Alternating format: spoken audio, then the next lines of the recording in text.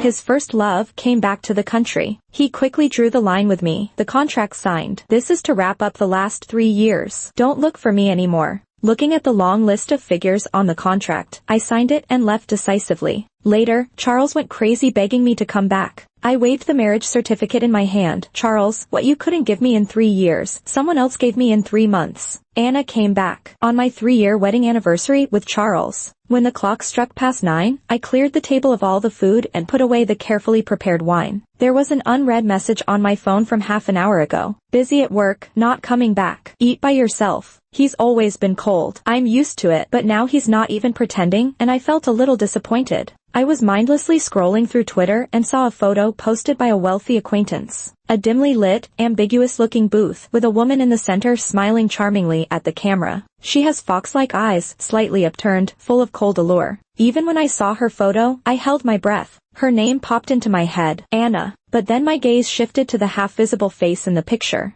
The man's body was hidden in the dark, but half his face was visible, eyes fixed on Anna like a beast watching its prey, afraid she might escape. Just one look at him made my heart sink. Charles wasn't working late. He attended Anna's welcome back party. And he lied about it. Knowing and witnessing are two different things. This photo was hard to accept. As his wife, I should call and yell at Charles. Or drive over there, burst into the room, and slap him, asking if he had any shame. But I did nothing. I just sat there for a while, then went upstairs to take a shower and go to bed. Charles and I have a contractual marriage. Back then, his family was pressing him to get married, and he needed a suitable candidate, which happened to be me. But we don't even have a marriage certificate, just a flimsy agreement with our signatures. I agreed to this arrangement to conceal the sham marriage from Charles's family. In return, Charles promised to save my failing family, giving us a chance at a fresh start. My family was saved solely because of Charles. If not for him, we'd still owe millions, not knowing when we'd repay it. He's never promised me anything more from the start, nor talked about love. We just lived peacefully and harmoniously for the past few years, fooling myself into thinking we were a real couple.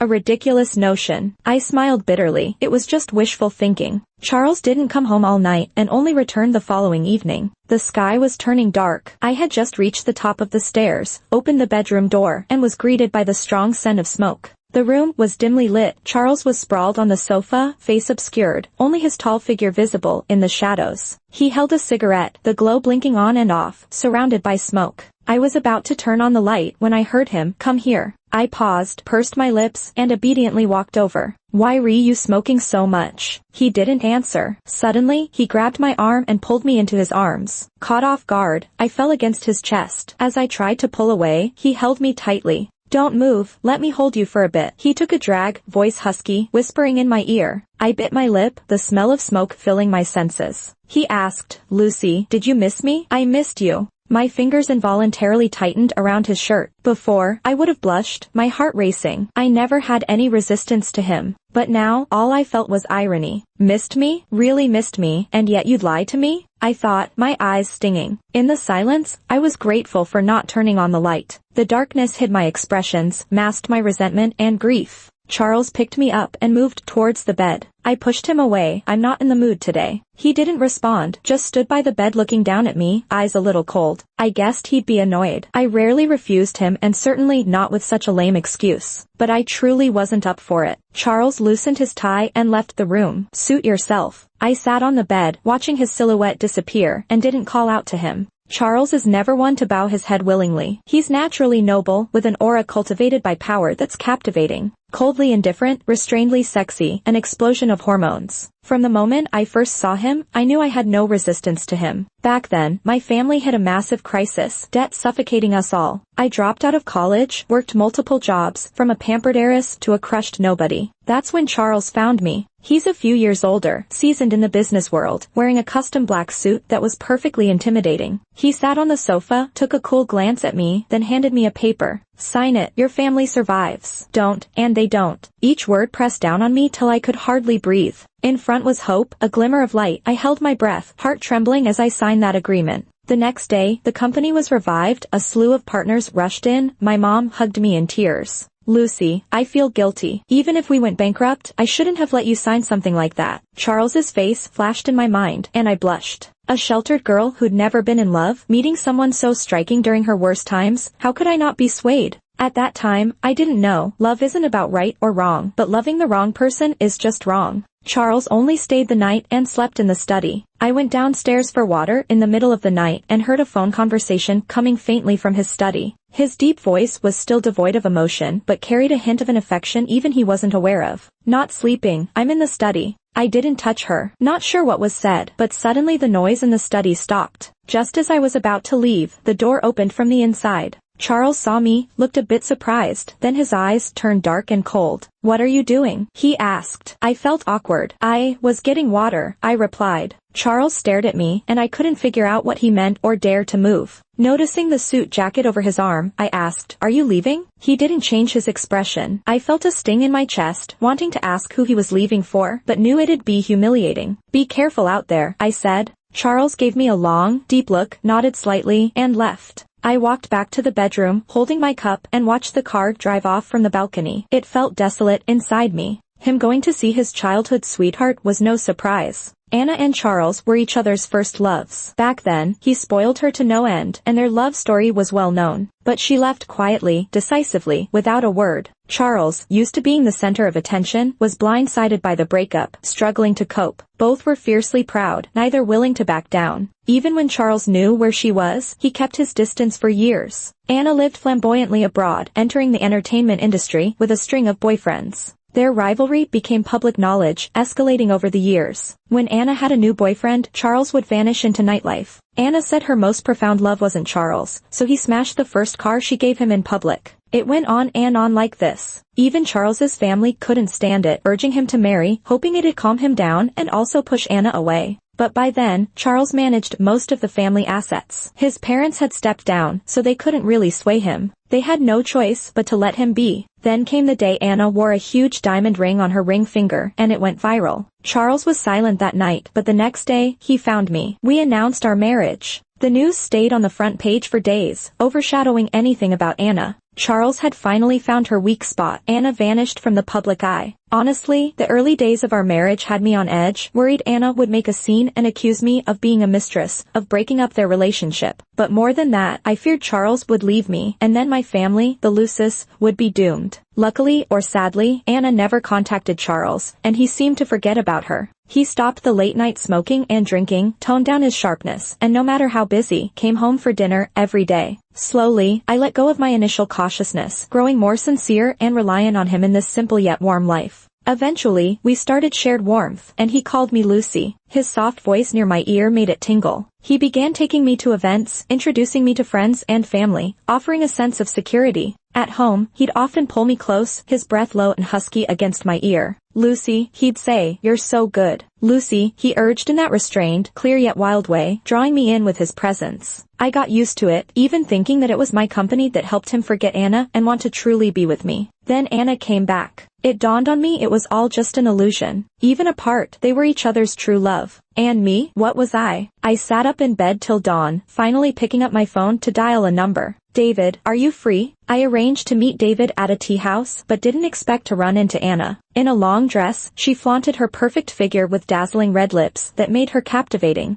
Our eyes met and she seemed to recognize me. She walked over with a polite smile. "Lucy?" she asked boldly, with a friendly smile. "Alone?" David wasn't here yet. I checked the time and shook my head. "I'm meeting someone." "What a coincidence." "Me too," she laughed. "I'm meeting your husband." She said this and watched my face for a reaction. Though my fingers turned white from gripping too hard, I maintained a smile. "Really? Well, have fun then." Anna seemed taken aback by my calmness, her smile fading as she pressed her lips tight. "Aren't you mad? Last night, I shook my head, interrupting her. "I don't really know." This left Anna at a loss, as she was ready for a direct confrontation or a verbal battle. She hadn't expected my indifference. She was about to say something when a deep voice came from behind Anna. I tensed, looking over to see Charles walking toward us. He caught my gaze, pausing before quickly frowning. "What are you doing here?" he asked. I didn't dare say I was seeking help to split up his assets. I just mumbled, "Meeting someone." Charles nodded and turned to Anna. "Let's go." Anna's lips curled slightly. She glanced deeply at me, eyes filled with pity and mockery. I kept a straight face, meeting her gaze. Charles finally looked at me, expressionless. "You see it now, don't you?" he said. I blinked. Maybe my gaze was too genuine because Charles hesitated to meet it. After a moment, he only said, "It's nothing." He turned away, and I knew he was contemplating getting rid of me but hadn't voiced it yet. I realized this the moment Anna returned. Watching them head upstairs together, it hurt to say it didn't sting, but thinking of my efforts over the past 3 years, am I not entitled to some of his wealth? I dialed David's number again, urging him, "David, when will you be here?" David's an old friend, a partner at a notable law firm. Even if Charles eventually offers a fair deal, it's always good to double-check, just to ensure I stand my ground when I leave him, not letting him and his ex walk all over me. David showed up wearing a white shirt, 2 buttons carelessly undone, looking completely laid back. "Been waiting long?" he asked as he approached. I had already calmed down quite a bit and just gave him a light smile. "Not really." "What's the rush? Calling me here?" He tugged at his tie and leaned back, giving me a teasing smile. "Miss me?" I shot him a side glance. "What do you think?" The news that Anna was back in town had spread quickly. Nothing was kept under wraps. David wasn't exactly an outsider, so he must have known. Sure enough, his brows furrowed slightly as he spoke softly. "Is he trying to kick you out?" "No," I retorted, maybe trying to hold on to some shred of dignity. "I just decided I want to leave." David pondered, then smiled a little. "I can help you." I slid a contract toward him. "This is your payment." David froze for a second, then stared at me, gritting his teeth. "I don't want money." I was surprised, then broke into a sweet smile. "Even better. Thank you." David stormed out, clearly annoyed. After a while, my phone chimed with his messages. "Send me the info." I chuckled softly and sent him the prepared documents. When I went to pay the bill, the waiter told me someone else had taken care of it. I had a gut feeling it wasn't Charles. I checked my phone and saw 2 messages from David. "You actually sent it? No reward?" followed by "ungrateful little thing." I couldn't help but picture David's pouty expression, and I laughed, replying, "You'll earn it." Charles hadn't been home in 3 days. He flaunted Anna at various clubs and parties, seemingly wanting the world to know his first love was back, completely ignoring me, his long-suffering wife. The latest buzz was about him gifting Anna a limited edition luxury car. In the video, Anna, graceful in a cheongsam, opened the car door to reveal an interior filled with red roses. Charles stood beside her, gazing at her with a tenderness I'd never seen before. Anna tilted her head, lips curved. "What's the surprise for?" "I told you," Charles murmured. "As long as you come back, everything is yours." "Then beg me," she replied.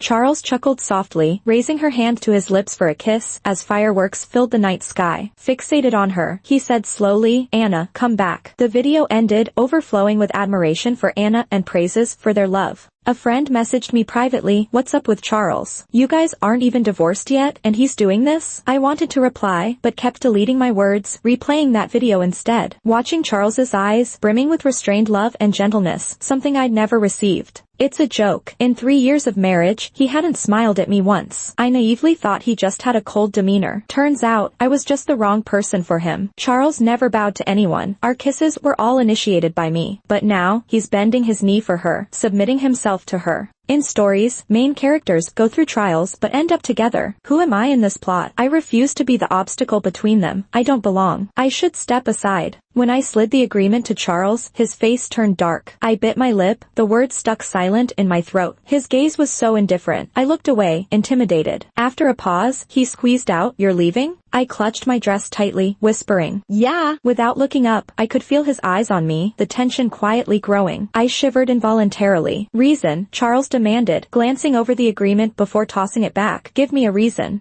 A reason? It felt ludicrous. He's publicly reconnecting with his ex and still wants a reason? Keeping my tone gentle, I hadn't yet secured my financials. I said, "Anna's back. I shouldn't be between you two. She might misunderstand." "She won't." Charles smiled faintly. "She won't misunderstand." I looked up, dumbfounded. "What do you mean?" His dark eyes narrowed slightly, a bemused expression on his face. "I mean, you don't have to leave. She won't come to the villa." It took me 3 full seconds to understand. He wanted me to serve him in the villa and have Anna outside. One man enjoying the best of both worlds. Anger and humiliation flooded my mind. Forgetting the bit of reluctance I had, I stood and snapped, "Charles, you can choose not to love me, but don't insult me." "You think this is an insult?" Charles's smirk faded, his face turning icy. I clenched my fists. "Isn't it? I've always been gentle and meek. Never had I spoken like this before." He stared at me for a moment, then suddenly laughed. "Fine, very good." He swiftly grabbed the agreement, signed it, and left without a backward glance. At the door, he paused and turned back coldly. "Lucy, outside isn't as safe as you think. Without me, you'll be torn apart." I lowered my eyes, staring at the agreement. Charles's signature was forceful, just like him. I knew what he meant, but I stayed silent. He snorted and slammed the door on his way out. Charles had said something similar 3 years ago. After those tender nights, he'd hug me and sigh, "Lucy, you're so innocent. Without me, how will you live?" I disagreed then, and I still do now. My gentle demeanor is just the surface. I am quite stubborn underneath. No one can force me to do what I don't want, not even him. Nobody is an eternal crutch, and nobody cannot live without someone else. I, Lucy, can live well anywhere, with all this money too. I moved out of the villa quickly. He knew, but never checked in on me. His assistant came by just as I was about to leave. "Lucy, this is from the CEO. Take a look." He handed me a paper. I scanned it briefly. Shares from 2 companies were being transferred to me. He looked a bit emotional. "Lucy, the CEO does care about you." He added that if I wanted, I could stay. But I think Charles is just a hypocritical lunatic.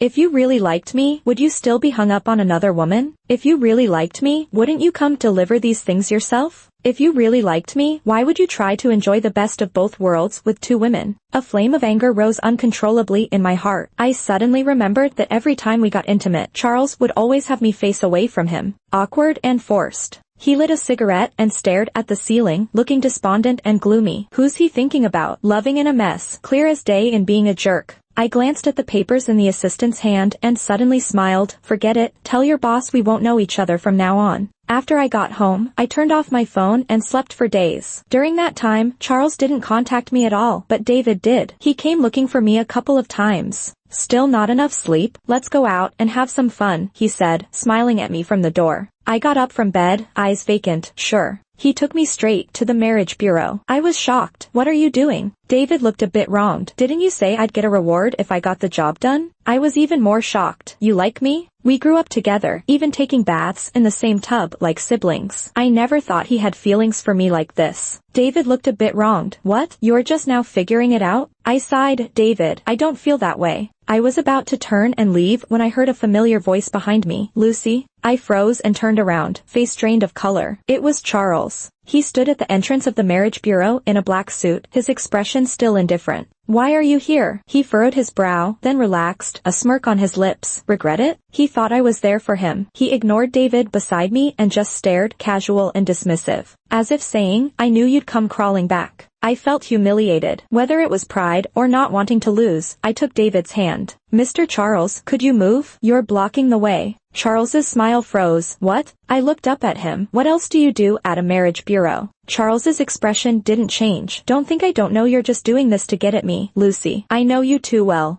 I dragged David inside. Charles didn't follow, but I was frustrated because we didn't have the household registration book. It was all for show, but no actual credentials. "No way," David said, pulling 2 little red books from his pocket. "I already talked to your parents." Charles had come with Anna, but they didn't get their papers processed. After the photos, I still felt a bit dazed. It happened so fast, getting married. "What did you say to him just now?" a woman's voice asked. I looked up. It was Anna. Her affectionate eyes were now cold. "Why did he leave?" I frowned. "What do you mean?" Maybe seeing my confusion was genuine, Anna's eyebrows gradually relaxed. She looked at David beside me, then at me. She warned, "Since you've made the choice, don't look back. Charles isn't right for you. Give it up sooner rather than later." I sipped my lips. "Ms. Anna, you're overthinking. Even though I was with him, I won't degrade myself. Once I left, I wouldn't choose to go back." Somehow I tripped Anna's anger button, and she clicked her tongue. "You'd better." She turned and left. It was only when I sat in the car that I remembered. It was Anna who went back to Charles. Charles's pride couldn't have imagined that in a few days, I'd be at the bureau with David. The way he looked at David today was chilling. After spending years with him, I knew it was the sign of his anger. I calmed down and looked at David. "Aren't you afraid Charles will come after you?" David laughed it off, seemingly unworried. "Our family isn't that easy to mess with." He looked down, his eyes deep and dark. "Worried about me?" A rush of unexplained emotion welled up, warming my eyes. I pushed him away, rolling my eyes. "I'd care about a dog before caring for you." I saw Charles again a week later. The lights in the club flickered, and he lounged on a couch, cigarette in hand, emotions unreadable. I had been dragged out by a friend and didn't expect to run into him. So I tried to keep low, avoid attention as much as possible. I thought, Charles is proud. If I stay away, so will he. but he cornered me after all. In the restroom, as soon as I stepped out, my wrist was gripped, and I stumbled, colliding with the wall. He was behind me, pinning my back, his voice husky. Coincidence or on purpose? At the first word, the smell of alcohol filled the air. He was drunk.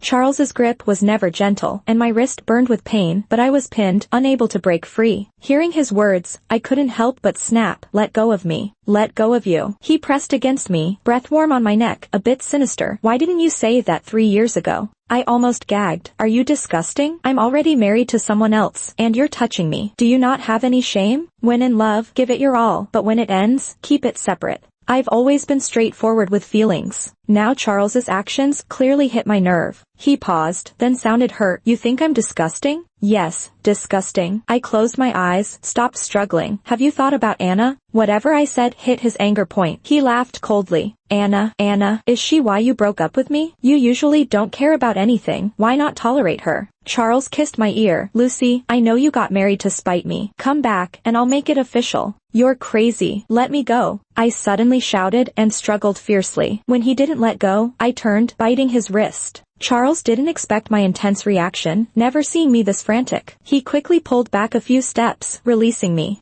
Covering his almost bit wrist, eyes cold. You bit me? Not just bite, I'd hit you too. Anger surged, and I gritted my teeth. Before he knew it, I slapped him. A sharp slap. Silence spread. Charles got slapped so hard his head turned away, and he stood there stunned for a few seconds. In the long silence, I nursed my tingling hand, staring at him, with my eyes welling up first. A mix of emotions spread through me. The pain of trusting the wrong person, the humiliation of being looked down on, the frustration of being misunderstood, and even a hint of unease. It was the first time I had ever hit Charles. He looked down, his gaze a bit menacing. After a moment, he sneered, look at that, I'm the one who got hit, and you're the one crying. Hearing his voice, I realized tears had unknowingly started falling down my own face. Charles touched his cheek and remarked, crying hard but packing quite a punch. He sighed and raised a finger, seemingly to touch my cheek. Looking at his long fingers reaching out, I couldn't help but feel nauseous. Don't touch her. Before I could react, I saw a fist land on the side of Charles's face, the force of which tousled my hair. Charles hit the ground with a thud.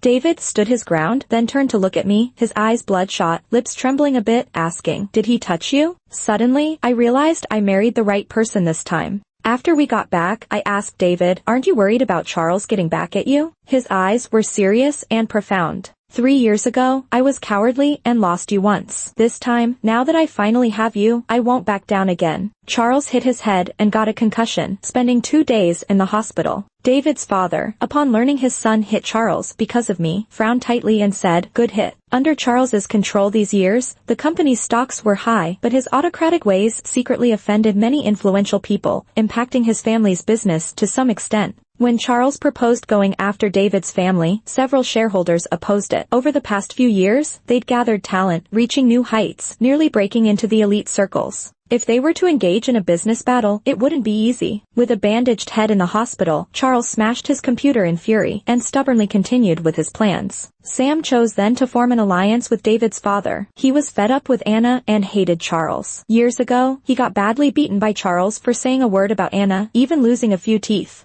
At David's home, the gloomy young man leaned against the railing, staring with dark eyes. Lucy, you know why I don't like Anna? She's a bitch, Sam said, gritting his teeth. She used to work at a nightclub. I took her in, supported her, yet she kicked me aside and hooked up with my brother. I was shocked, thinking Anna was wild but had a clean slate. You think she truly loves my brother? Sam asked with a sinister laugh. Anna has had AIDS for a while now. Why do you think she's back? Just to mess with you all, to prove my brother still loves her. My brother's days are probably numbered. That news hit me like a bomb, ringing in my ears and giving me a headache. After Sam left, I stood still until David arrived. Only then did I manage to speak, my throat dry. Take me to the hospital to get tested for AIDS. David frowned. What? I grabbed his arm, tears in my eyes, voice trembling. Anna has AIDS. Luckily, since Anna came back, I hadn't been close with Charles, not even a kiss. The test results came back all clear. I didn't expect to run into Anna at the hospital. With a cigarette dangling from her mouth, she approached me. Wait, let's talk. In the hospital hallway, Anna shared stories from her past. She got into the city from the countryside through her studies, but had no money and got tricked into a nightclub.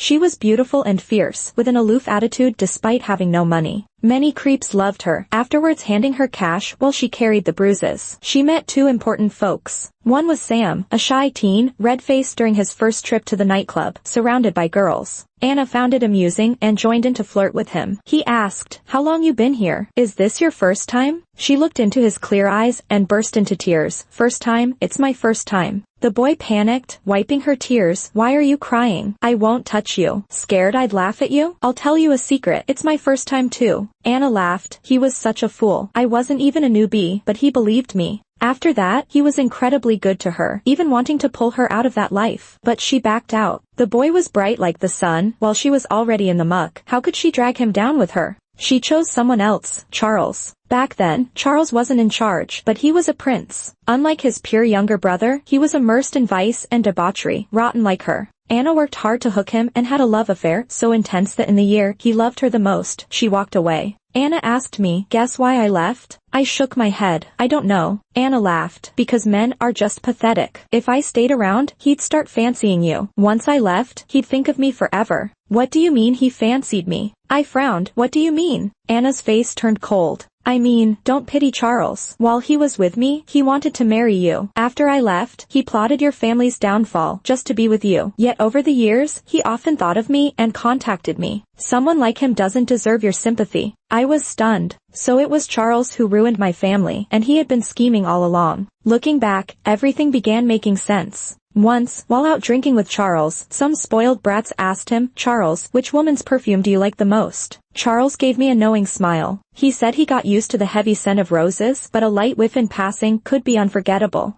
Back then, I thought he meant I was unique. Looking back now, I guess being around a rose-like beauty like Anna made any other woman he passed feel irresistibly alluring. Caught between taboo and morality, he smoked one cigarette after another late at night, holding Anna in his arms. He wanted me, but couldn't let go of her. Yet, she left, so ruthless, so mature. Charles didn't hesitate to take advantage of me. He got my submissiveness, but couldn't let go of her fieriness, wishing he could have both at once, like having his cake and eating it too. Such shamelessness, such vulgarity, such filth. My expression was stiff, my heart clenched painfully, shifting to a raging fire inside. Anna stubbed out the cigarette. "I kinda envy you sometimes. You've got a good family, good looks, and people who love you. You're nothing like me. I'm dirt on the ground, filthy and cheap." She said that and left, clicking away on her high heels, her slender waist swaying gracefully as always. Suddenly, it all felt absurd and incredibly sickening. I sat back in the car dazed and asked David, was I wrong to agree to Charles? David's solid embrace was the answer I got. The next time I saw Charles was 2 months later.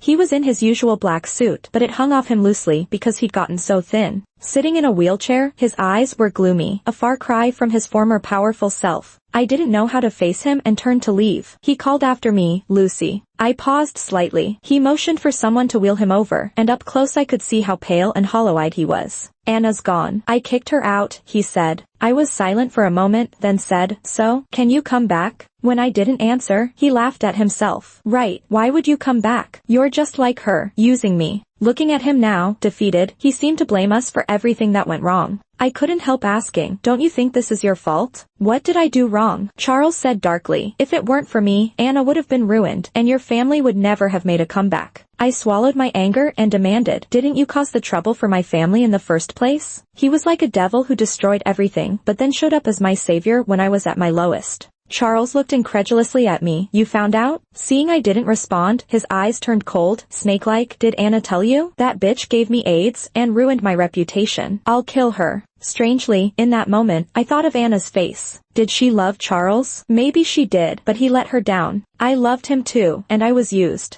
People like Charles never understand what love is. I coldly shot back, "Why don't you think about whether you'll live long enough to kill?" No need to say more to a dying man, so I turned and walked away. But Charles, like he'd lost his mind, shouted after me, "Lucy, I was wrong. I shouldn't have said that. Turn around, look at me. Will you come back, please? Lucy, I'll really treat you well. I'll marry you, make you my wife." When I didn't waver, his pleas turned into endless insults. "You're just like Anna, both of you bitches. You deceived me, you ruined me. I'll kill you both." Someone so close to death, their threats are weak, almost laughable. Turning a corner, I bumped into someone, again, a familiar embrace, a familiar voice. What's wrong? I looked up and complained, Charles is crazy. David patted my head. Let's get you something to eat. Passing the hospital entrance, I glimpsed Sam. He was driving a car for a woman, no trace of gloom on his face. One of her legs outstretched, long and fair, wearing a princess dress, not Anna. David seemed to catch my thought. Anna committed suicide. She was in the late stage. Took her own life last week. I fell silent, remembering how recently I'd seen Anna. Without her, I wouldn't have known Charles's true colors. But watching Sam over there, smiling slightly, I felt a bit sad. He found someone new so fast. After a moment of silence, David turned to look at me, his amber eyes soft and sincere. I'll always stay for you. I blinked. I know. Because I know you'll stay, I'll always have somewhere to fall back on, no matter what I do. From now on, no matter how daunting the road ahead, I've got nothing to fear.